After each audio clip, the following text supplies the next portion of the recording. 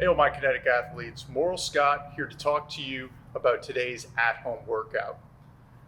Today's intended stimulus, much more body weight, strength heavy. We're going to be moving with mostly our body weight. We'll have a couple pieces of equipment today, but it should be kept pretty short. So a band, a resistance band, something elastic, likely something that's light for you. Every company does their weights differently or resistance levels differently based on color codes, so I'm not going to give you any of that. But if you do have multiple variants of a resistance band, we're going for something light. We will also need a pull-up bar or a pull-up rig if you go to a gym or you have one in your house.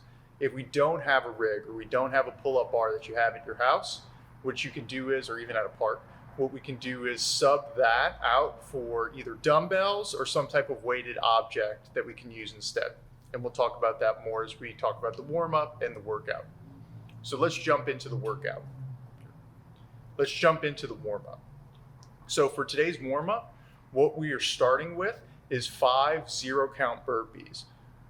That would be mostly, people can call those kickbacks, people can call those up-downs, but all it is a burpee without my chest and hips hitting the floor. So from standing, I'll put my hands on the ground, send my legs back. Once they hit there, jumping straight back up. So nice quick movements, just hands and feet to the ground, jumping back up. After that, moving into 1 push-up and 2 shoulder taps. I'm going to do that 5 times. So full depth push-up, trying to keep my elbows at about a 45-degree angle as my chest is hitting the ground. From there, pressing up. Moving into those shoulder taps, what I want to do is keep my core tight, alternate my hand to my opposite shoulder. Trying to limit the amount of sway there. So keep your core tight as opposed to twisting as you do those shoulder taps. If you do need to go onto the knees during that push-up, that's fine.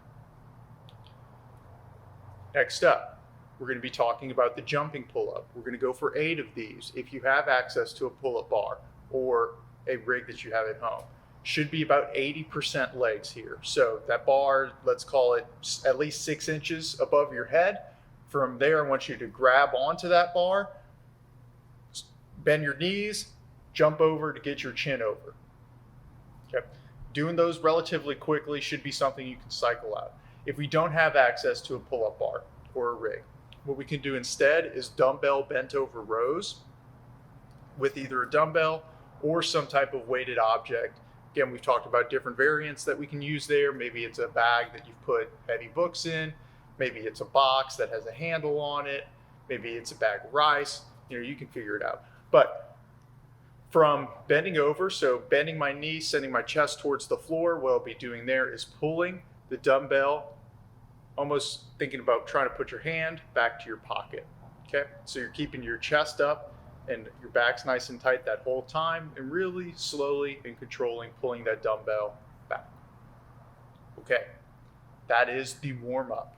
Okay, let's talk about the workout. For today's workout, we are doing Cindy, which is a benchmark workout popular in CrossFit and functional fitness, so all body weight movements. So here's what it's going to look like. As prescribed, it is a 20-minute AMRAP, 5 pull-ups, 10 push-ups, and 15 air squats. And as we talk about each movement, we're going to talk about ways that we can scale it if the as prescribed movement isn't something that we can do just yet.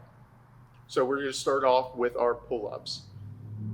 Most of us are going to do some variation of a strict pull-up because we haven't gone over kipping yet or using our bottom half's momentum to help get our chin over the bar. We are doing a strict pull-up, just making sure that we are having our knuckles all the way over the bar. We're pulling our chin down so that bar is clearing our chin and going back down. Another option there would be banded. So to help out, we would take a resistance band that we used in the warm-up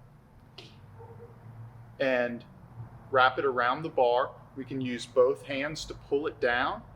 From there, I'll put 1 foot into the band, cross my opposite leg over, and just like in that strict pull-up, grabbing onto the bar and pulling my chin over. Now, really important, you do cross your legs over, because if that resistance band does slip, it is not going to feel good. So I really want you to focus on that. Another option we have as well is the jumping pull-ups that we did in the warm-up. From there again, about 80% legs, 20% arms. That bar should be something that's over your head, but something you could still grab onto while bending your knees. You're jumping to get your chin over and right back down. So cycling it pretty fast. Do negative pull-ups. And what that is a jumping pull-up, but on the way back down, just slowly and controlling your descent. What that's going to do is build up a lot more of that strength that we're going to need to progress to actual pull-ups in the future.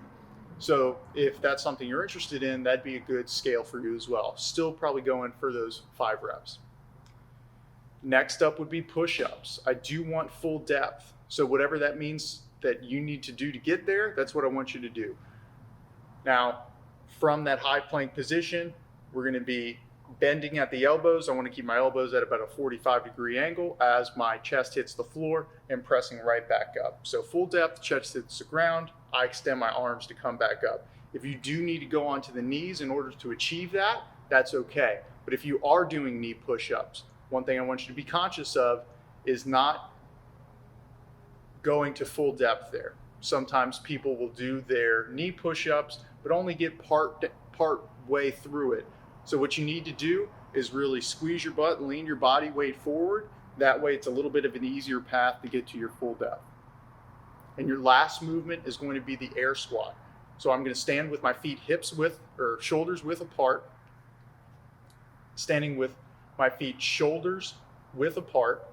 From there, sending my hips back and bending at the knee until I get to my full depth. Really important, I do keep my chest up and my back flat as I do it. So even though we are doing unweighted squats, I want to treat it as if there were weight on my back. As you're tracking down in your squats, I want your knees to track over your toes.